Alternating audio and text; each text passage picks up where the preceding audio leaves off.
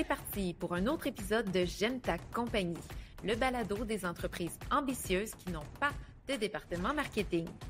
Depuis plusieurs années, notre équipe accompagne des entreprises dans le développement de plans marketing et dans la concrétisation de leurs ambitions. On va se dire les vraies affaires, la réalité n'est pas la même quand tu n'as pas un département marketing complet pour assurer le développement des affaires de l'entreprise. Notre promesse, c'est que chaque épisode regorge de trucs et d'outils pour que vous puissiez prendre de meilleures décisions d'affaires. Ici, on s'élève ensemble pour bâtir des entreprises qui nous ressemblent et qui créent de la valeur pour nos communautés. Pour attirer et fidéliser les bonnes clientèles et les plus grands talents, tout est marketing. Et comme nous connaissons la valeur de votre temps, place à l'épisode. Je suis très heureuse de vous accueillir dans ce nouvel épisode de J'aime ta compagnie. Ici, comme à l'habitude, Marie-Michel Bélanger, stratège marketing à la firme. Et aujourd'hui, partie 2 de l'entrevue avec Agathe Cagin de l'agence Flints, avec laquelle on adresse la question à savoir si ça se peut générer de la business sur les réseaux sociaux. Alors, sans plus t'attendre, voici la deuxième partie de l'épisode. Et si vous avez manqué la première partie de la semaine dernière, évidemment, allez l'écouter avant cet épisode d'aujourd'hui. Des fois, on crée pas de contenu pour nos clients. On est juste là pour leur générer des idées et les ramener à l'ordre quand ils les font pas. Aussi, des fois, proposer notre épaule souvent c'est pour des clients saisonniers. S'ils sont saisonniers sur la période de l'hiver, demande-leur pas de mettre une story à 8h le lundi pour mentionner qu'il fait beau et que c'est le temps de réserver. Va falloir qu'on soit là en renfort et prêt à se déplacer et faire du terrain parce que l'intelligence artificielle est là de plus en plus. On peut générer de très belles images, mais une personne qui boit son café dans l'hôtel le matin pour une page hôtelière, ça vendra toujours plus qu'une image d'un café prise sur une banque d'images. Et je préfère que l'image, elle soit moins belle, mais elle soit personnelle, que l'image, elle soit waouh, mais complètement impersonnelle. J'irais plus loin, je dirais que toutes les images qui ne sont pas intègres, qui n'ont pas été prises chez vous, ça sert. Moi, je trouve que c'est mettre de l'argent dans le feu. Je trouve que ça ne nous fait pas avancer sur les réseaux sociaux, là, tu sais, les fameuses images stock shot ou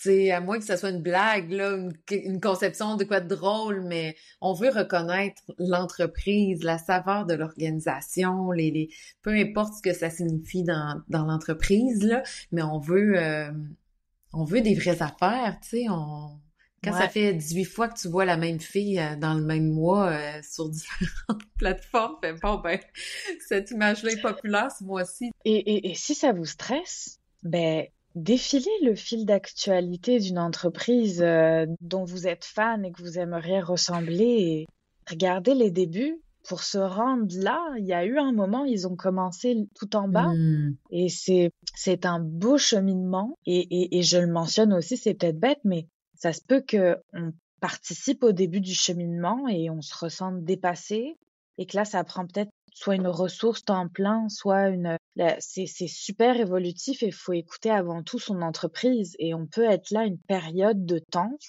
pour tester, pour valider aussi que c'est pertinent pour l'entreprise d'être sur les réseaux sociaux. Et si on se rend compte que fallait qu'ils y soient depuis très longtemps et que ça justifie de l'embauche, ça justifie une plus grosse firme pour travailler avec eux et que ça va être leur canal numéro 1 de vente. Et je serais tellement heureuse de leur avoir fait découvrir ce canal-là qu'ils n'auraient pas identifié et fouillé avec nous et testé.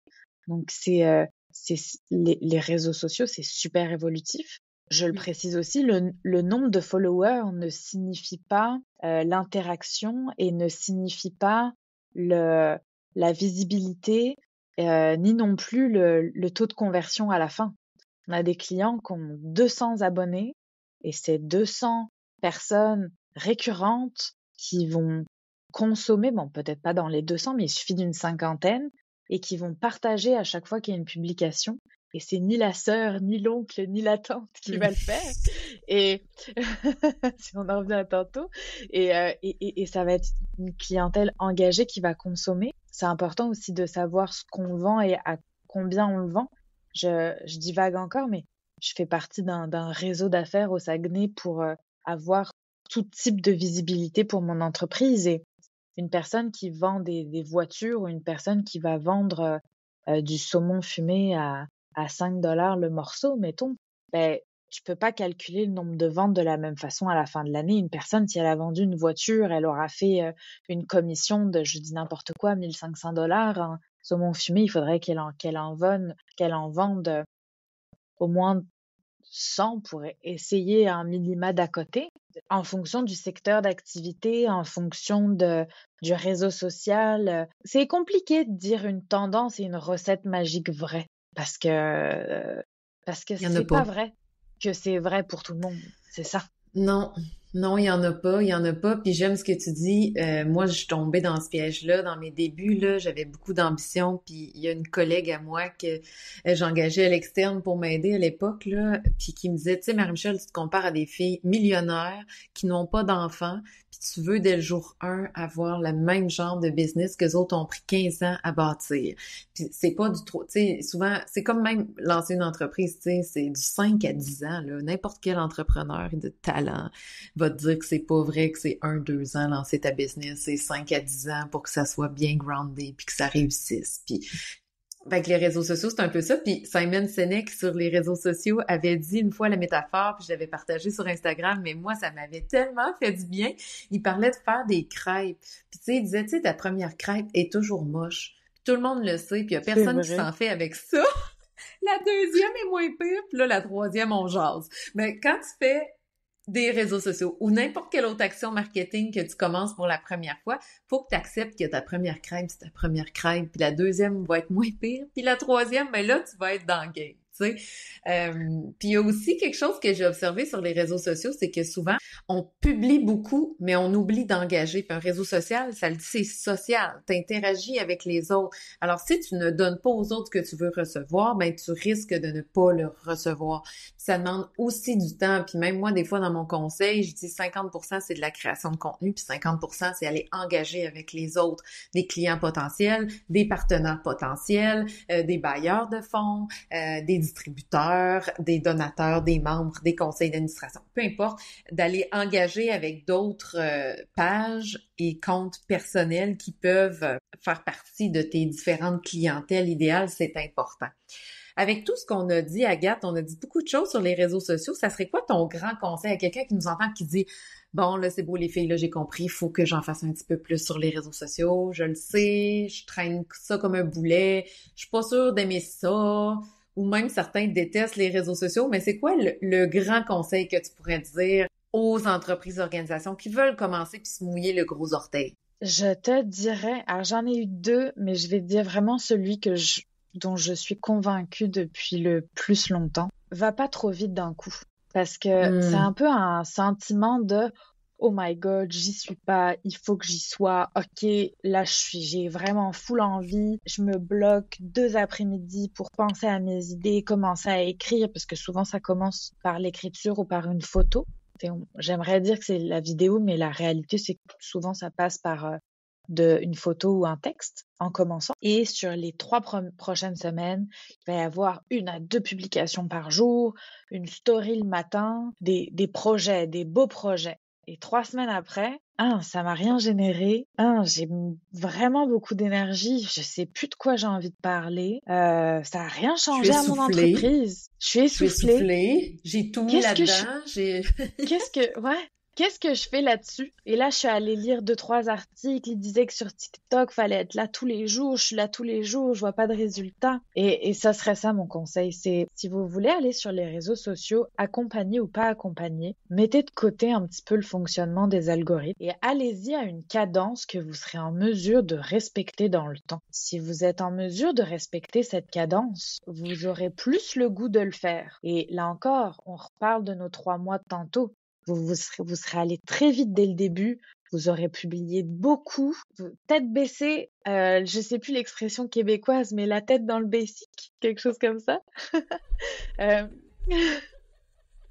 En tout cas, je te l'écrirai par courriel Ok, c'est bon. après. Les gens nous l'enverront peut-être. Ouais, c'est ça.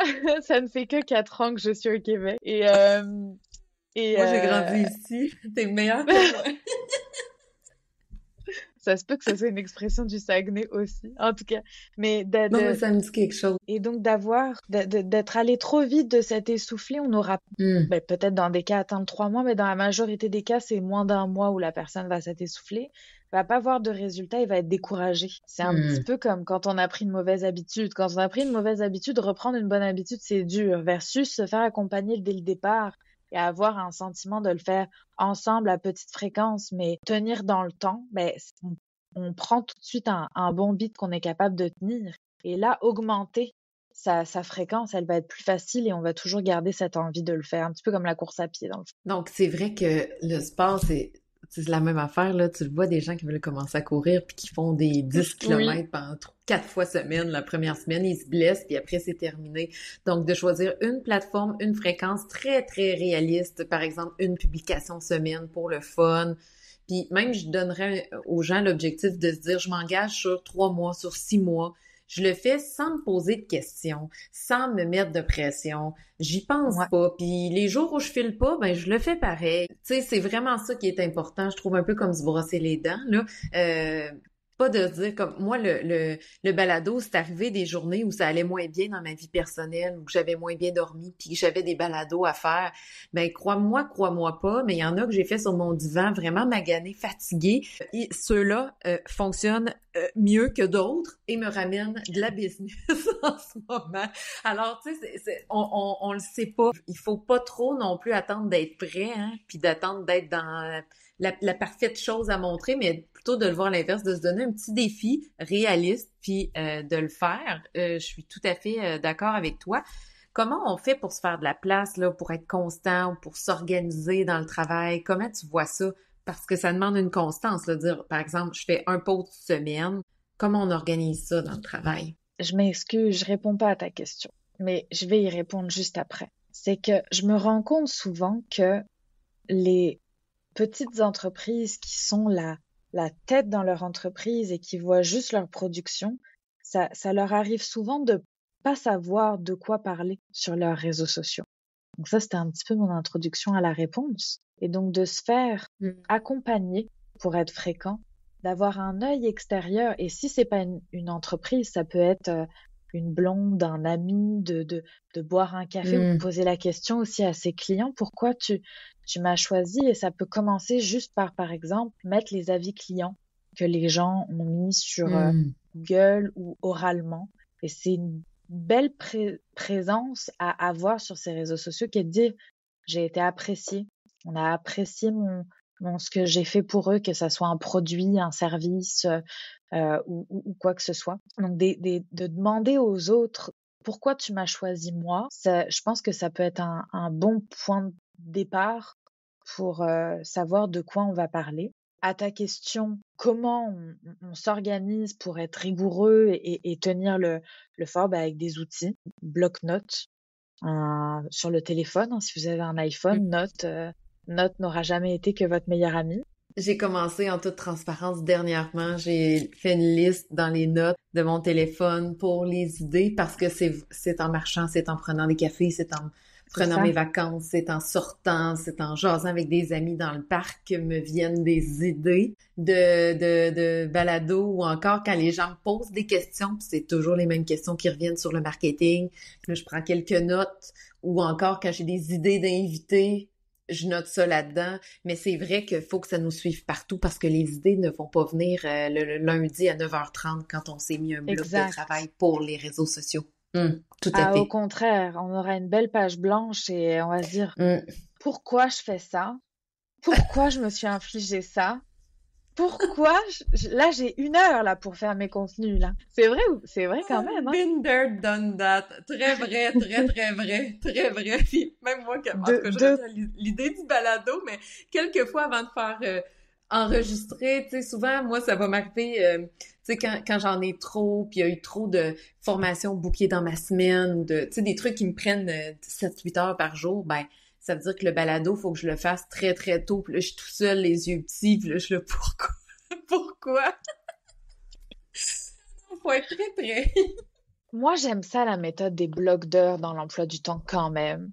avec justement cette base de notre note dans notre téléphone ou de s'envoyer des messengers à soi-même ou des mails à soi-même quand on va avoir un lien ou quoi qui va popper qu'on peut pas se mettre à la même place.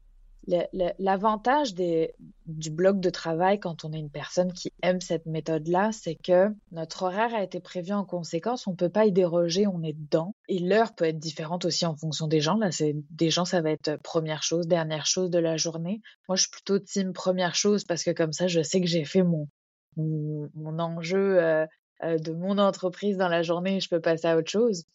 Mais bloc de temps, j'ai aussi des clients, c'est vraiment que de la spontanéité, mais c'est pas vrai pour tous. Donc, faut pas se dire que c'est de même à 100% les réseaux sociaux. Parce que si c'était que de la spontanéité pour des grosses entreprises, si on reprend notre exemple de Maxi, ça marcherait pas quand il y a autant de réseaux sociaux où ils sont actifs, autant de community managers qui vont répondre.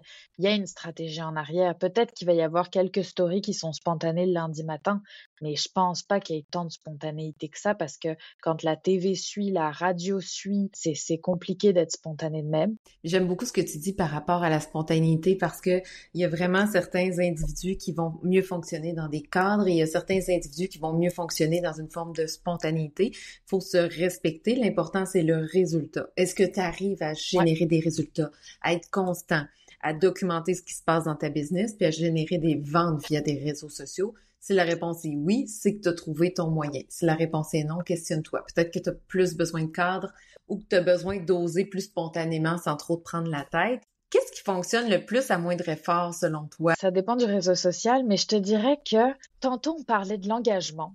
Et on s'entend-tu que l'engagement, c'est pas juste poser une question dans un post et s'attendre à ce que les gens répondent. Ça peut être via un partage d'expériences personnelles et les gens vont se sentir pas impliqués, mais vont se sentir interloqués et vont avoir le ressentiment, le besoin de partager leur expérience en commentaire ou l'envie tout simplement.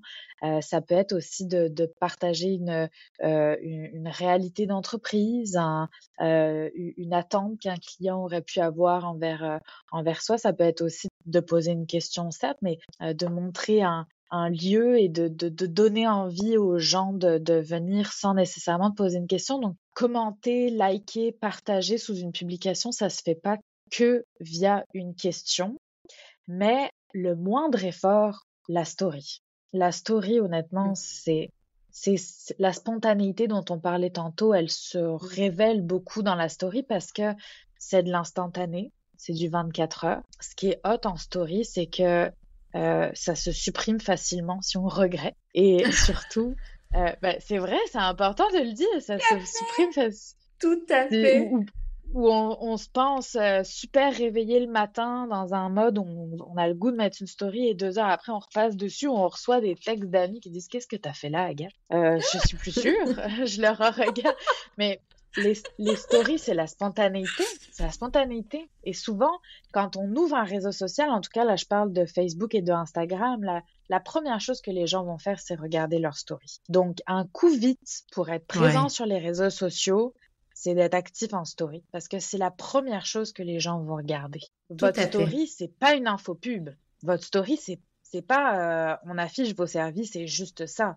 Parce que ce qui est aussi très facile avec une story, c'est de passer au suivant. Donc, après, on a différents types de contenus en story. On a les gens, on va les suivre dans leur journée. On va avoir les influenceurs. On va avoir nos amis, notre famille qui vont partager des anecdotes de vie, de famille ou du quotidien. On va avoir les entreprises. Donc, souvent, on a le swipe facile sur les stories des entreprises. Donc, comment on va interloquer notre utilisateur ou notre client potentiel, notre client fidèle qui nous suit de regarder notre story. Donc, on peut faire un coup vite en story, coup vite, moindre effort. Il faut le faire quand même intelligemment en arrière parce que une story, c'est 3 secondes à peu près. Si en 3 secondes, on n'a pas convaincu notre personne, elle regardera pas l'entièreté du fil du nombre de stories qui suivent les unes après les autres. Et vous le voyez dans vos statistiques, la première story, elle va avoir, mettons, 150 vues. La deuxième, elle va passer à 30. Si c'est le cas, c'est qu'il a très grande chance. Il n'a pas regardé la première au complet. complet et on n'a pas accroché la personne. Puis c'est vrai que la stories aussi, je trouve que d'un point de vue de l'utilisateur, oui, je t'entends, là, les 3 premières secondes sont importantes, mais d'un point de vue de l'utilisateur, on a moins d'attentes esthétiques, on a moins d'attentes de perfection, c'est très informel. Fait que ça nous permet, cellulaire à la main, style selfie à la machine à café, de jaser, de parler. Pas besoin de se maquiller, d'avoir la belle lumière, le beau décor. Tu sais, il y a ce genre de fini qui est accepté là en stories aussi qui fonctionne hyper bien. On l'oublie souvent, mais une story, qu'elle soit faite depuis Instagram ou depuis Facebook, peut générer une discussion par la suite. Donc ça peut être aussi une habitude de la part d'une entreprise qui est de dire, mettons, tous les lundis à 10h, ça serait de dire votre planning de la semaine, nous, nos top 3 des priorités, et souhaitez-vous nous les partager? Et tout simplement, on va inviter un des clients potentiels qui serait dans la cible, si mettons on parle je vais prendre un petit peu un exemple controversé, mais une entreprise de coaching qui va avoir pour but par exemple de faire gagner du temps aux gens, de mettre un tu te sens-tu débordé cette semaine, et le oui ou le non, que ça soit en sondage, en story suivante ou que ça soit via un commentaire qui répond à cette story, peut quand même être assez facile à aller chercher. Donc une story, c'est pas seulement fait pour être vu, ça peut aussi être un moyen de générer un engagement et même peut-être même une vente par la suite. Oh, tout à fait. Moi, je l'utilise pour vendre, là. Souvent, je vais rappeler à des clients potentiels. Ah, ben, c'est le temps de réserver. Ah, c'est l'automne qui s'en vient ou c'est ci. Puis ça va souvent générer des demandes, des références parce que les gens le sentent. Ah oui, c'est vrai, j'étais prêt à faire une demande, whatever, là, d'offres. Et là, tout d'un coup, je reçois un appel le lendemain. Puis je me dis, ah, tiens, là, ça fonctionne. Écoute, ça conclut notre entrevue. Avant de terminer, es-tu prête à répondre à notre quiz J'aime ta compagnie? Oui. Je t'explique. En fait, je tire 2 questions. T'en choisis une, puis on est toutes les 2 forcées de répondre, OK? Parce que des fois, il y a des questions plus sensibles et tout. Donc, moi, ben si je la pose, je suis obligée de répondre. Première question, à quoi ressemble ton discours interne quand tu es seule et que tu penses à ton entreprise? Ou la question 2, si tu avais une baguette magique, qu'est-ce que tu changerais à ton entreprise aujourd'hui? Ah, j'aime les 2 questions. Je vais répondre à la première. Ben là, je vais pouvoir me livrer un petit peu plus sur moi, Agathe, entrepreneur, et comment je file tout ça. J'ai un petit syndrome de l'imposteur, honnête, qui me suit depuis plusieurs années. Et donc, j'ai du mal à peut-être voir la valeur de ce que j'apporte auprès de mes clients. Je me questionne beaucoup. Je trouve que c'est un avantage parce que ça me permet d'énormément me challenger et peut-être d'aller plus vite que d'autres. Mais dans un sens, ça fait que j'ai pas une boule au ventre, mais j'ai souvent l'anxiété à me dire je vais-tu être capable de relever le défi? Mais j'aime ça, être entrepreneur, j'aime ça avoir un discours et une vision dont je suis la tête pensante et me dire que je contribue à la visibilité et à ajouter de la valeur auprès d'entreprises. Et c'est l'une des grandes raisons pourquoi on est une agence et on n'est pas à développer une expertise pour nous autres et seulement pour nous autres. Fait qu'en même temps, on dirait que t'as les 2, hein. Toi, il y a une forme d'ambivalence, puis je me reconnais dans ce que tu dis, là. Il y a est-ce que, tu sais, on est vraiment bon là-dedans, mais est-ce que ça a vraiment de la valeur? Puis, en contrepartie, tu fais, oh wow, ben, tu sais, je suis contente d'avoir créé ça, puis je la vois, la valeur que j'ajoute dans les entreprises. C'est 2 pôles qui s'opposent. Ouais, mais c'est que je me challenge beaucoup. On dirait que cette petite imposture, elle va à sauter dans le vide, c'est tough. Et donc, vu que sauter dans le vide, c'est tough, je me questionne beaucoup, je me remets beaucoup en question. C'est juste, par exemple, c'est tout bête, mais le balado d'aujourd'hui, j'étais convaincue que c'était une bonne idée. Mais à matin, c'était pas drôle. Je me dis, ah, crime, c'est aujourd'hui, il va falloir que je sois capable. Et là, comment Là, je me sens correcte. Je vais être encore plus correcte quand ça sera fini. Mais Je l'ai fait! Crime, je l'ai Tu fait! l'as fait! Oui. Tu l'as fait très bien même, très bien. Puis ça paraît que t'as beaucoup d'expérience et je te confirme que t'as beaucoup de valeur, mais je te souhaite de ressentir en toi toute la valeur que tu apportes, mais ça paraît que t'as une grande expérience en réseaux sociaux. Puis depuis notre première discussion, nous à la firme, parce on va le dire, on a été mis en relation par ma sœur, Claudia, qui est entrepreneur aussi au Saguenay. Vous étiez ensemble dans un groupement d'affaires, puis elle m'a dit, faut que tu parles avec Exact. Agathe, vous avez un fit. Puis je l'ai senti tout de suite le fit avec toi parce que le mot que je vais nommer, c'est stratégique. Tu es stratégique. Tu fais pas des réseaux sociaux pour faire des réseaux sociaux. Puis souvent, moi, ce que j'observe, c'est que on fait de la pub pour faire de la pub. On fait des réseaux sociaux pour faire des réseaux sociaux. On fait un panneau sur le bord de l'autoroute pour en faire un. Puis, mais il y a certaines personnes que je trouve stratégiques puis t'apportes ça dans le monde des réseaux sociaux. Puis moi, pour ma part, mon discours interne, mais tu sais, comme je t'entendais, puis il y a vraiment les deux pôles comme toi. Moi, c'est un petit peu différent.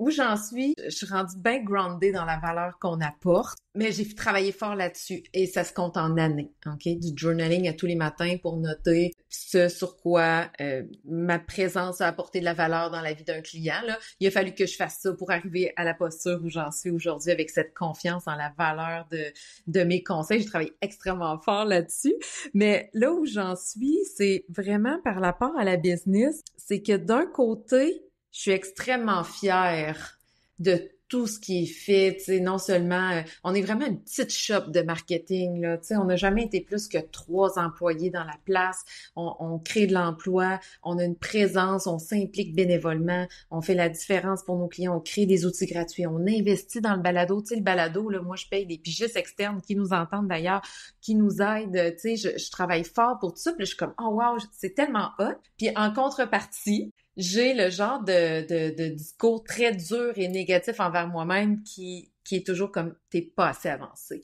Comment ça, c'est aussi long que ça? Comment ça va pas plus vite? Puis je jongle toujours avec ces deux pôles-là en essayant de me trouver au milieu, de reconnaître le chemin parcouru, puis de dire non, mais voici le plan de match à venir, mais sans me flageller. Puis moi aussi, tu sais, des fois, en toute transparence, ça peut sonner dur là envers moi-même là dans ma tête, puis je dois travailler là-dessus, puis je dois intercepter ces pensées-là et les ramener et les recadrer et revenir à mon plan de match. Puis c'est pour ça que je trouve ça important de faire de la stratégie aussi. Moi, ma job, c'est de la stratégie marketing, c'est des plans d'action, c'est dire c'est ça les priorités. Puis quand ces discours-là partent, je me ramène au plan d'action. C'est quoi nos priorités? Puis je me ramène à ce qui a été fait, puis ce qui est à faire. Puis c'est ce qui est le fun quand t'as les deux, puis quand tu fais une liste de tout ce qui a été fait, ben tu te ramènes dans « OK, non, j'ai accompli des choses. » Puis même chose pour toi, tu sais, tes avis clients ou tu sais, nous à la firme, on a l'objectif de créer le mur des audaces pour avoir plus de guts. Puis on veut se créer un mur des bons coups pour se rappeler tous les bons coups à travers les années, parce qu'il y a des journées où ça va moins bien, où justement il y a peut-être une petite perte de confiance ou un petit sentiment de il me semble que c'est tough. Puis de pouvoir poser nos yeux là-dessus, c'est important. Avant de se laisser, j'aimerais que tu nous parles, t'as un outil gratuit qui est vraiment chouette, puis même Katrina, ma collègue qui jasait avec toi pour préparer l'entrevue, elle parlait de ton outil du calendrier des dates importantes. Je trouvais ça le fun. Ah! On va mettre le lien. Je suis prise par surprise! Je m'attendais pas à ce qu'on en parle. Je trouvais ça vraiment chouette. Peut-être si tu veux nous en parler vite fait, on va pouvoir le mettre dans le billet de blog. Ben, en fait, le calendrier des dates importantes, il est né de... Nous, on a pris la décision de représenter une entreprise par secteur parce qu'on voulait pas générer de la concurrence à l'interne de nos clients. Et donc, on n'est pas spécialisé dans un domaine, on s'intéresse à tous les secteurs d'activité, mais on voulait avoir en gestion ou en idéation de contenu un seul client par domaine. Mais on se rendait compte qu'il y avait des idées de publication qui étaient quand même récurrentes à tous. Et une rentrée scolaire, comme on le vit aujourd'hui. Oui. Oui, c'est aujourd'hui la rentrée scolaire, on filme ça en 26 août. En fait, vous autres au Saguenay, parce que nous, à Rimouski, c'est mercredi, puis même moi, ma fille, c'est vendredi. Ah, OK. Là, c'est loin. OK. OK. Encore un petit peu de travail famille en même temps. De planification. Peut-être que j'aurais dû regarder ton calendrier pour mieux organiser mon horaire. Mais des dates importantes, des bons rappels et les gens en sont conscients, mais le centraliser en un outil, on trouvait que c'était Hmm. une très bonne idée. Et donc, on a fait un PDF qui est quand même lourd, mais qui permet d'être filtré et Hmm. d'être centralisé à une seule place. Donc, on l'a voulu plus lourd que léger, mais on s'est dit que dedans, le client serait libre de choisir les dates qui lui correspondent. C'était une bonne approche pour commencer à être actif, penser à ses réseaux sociaux et se dire que une journée de la Terre, mettons, c'était peut-être pas viable pour son entreprise, mais que juste de dire que dans son entreprise, ils recyclent le papier qui est mal utilisé ou qu'ils ont une petite conscience, ben, c'est une façon de démontrer leur valeur par une date qui peut paraître anodine. Donc, c'est un outil qu'on a gratuit chez Flint. Et donc, je vous enverrai le lien du PDF en ligne. L'autre chose, c'est que on travaille en ce moment sur une application pour rendre plus accessible aux entreprises le domaine des réseaux sociaux. Donc, on propose des idées préécrites et avec des visuels préfaits, permettent un petit peu comme un abonnement à Spotify de pouvoir avoir des idées prêtes à publier pour ces réseaux sociaux et on aborde le domaine par secteur d'activité. Notre but, c'est pas de remplacer une agence, mais c'est de générer un petit peu le clic qu'il y aurait une valeur à aller chercher en étant actif en ligne.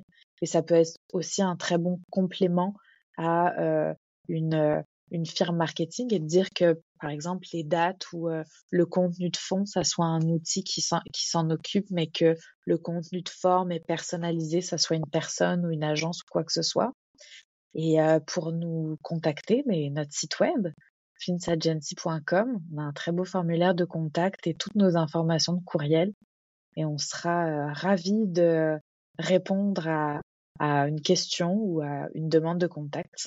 Ah, mais très chouette, Agathe. Ouais, puis on va te mettre tous ces beaux liens-là dans notre billet de blog pour chaque épisode de Balado. Il y a un billet de blog sur le site. Alors, on va mettre les liens sur tes outils gratuits, par où passer pour te contacter, différentes formations que vous offrez. Et j'ai oublié, je ne t'ai pas parlé des formations, je fais ça en 30 secondes. On a une formation sur la prise en main de la Meta Business Suite parce que Ah, programmer c'est son tellement contenu, important. ça va aussi avec comment mieux s'organiser et ne pas s'essouffler. Donc, juste de savoir comment ça marche, qu'est-ce que ça permet de faire, les opportunités qu'offre cet outil. Et on a la même chose avec le Ads Manager à plusieurs niveaux. Mais juste de savoir comment une campagne est faite et comment on pourrait concevoir une campagne très simple, ben, ça permettrait aussi d'aller chercher de la nouvelle prospection avec du contenu sponsorisé. Donc, c'est les deux formations qu'on offre. C'est des blocs de temps de 3 heures. C'est une belle valeur pour l'entreprise qui souhaite être autonome ou qui est juste curieuse de savoir comment ça marche en arrière de la machine. C'est des outils qui peuvent vraiment aider à rendre le processus plus simple, plus facile, plus rapide. Voyons, le Meta Business Suite, là, on peut pré-programmer des trucs, c'est gratuit. Donc, je recommande tout ça à tout le monde. Écoute, je veux te remercier. Merci d'avoir pris le temps de partager tes trucs et astuces avec nous aujourd'hui. Puis, j'invite grandement les personnes qui avaient besoin d'un petit coup de pied dans le derrière, là, à communiquer avec toi pour oser les réseaux sociaux. Agathe, c'est une fille stratégique, alors n'hésitez surtout pas à communiquer directement avec elle. Alors sur ce, je vous dis à tous et à toutes à très bientôt. Agathe, as-tu aimé ma compagnie finalement? Oui, vraiment. J'ai pas vu le temps passer, honnêtement. Génial, c'est la réponse que je veux entendre. Ben merci beaucoup, puis je te dis à très bientôt. Au revoir.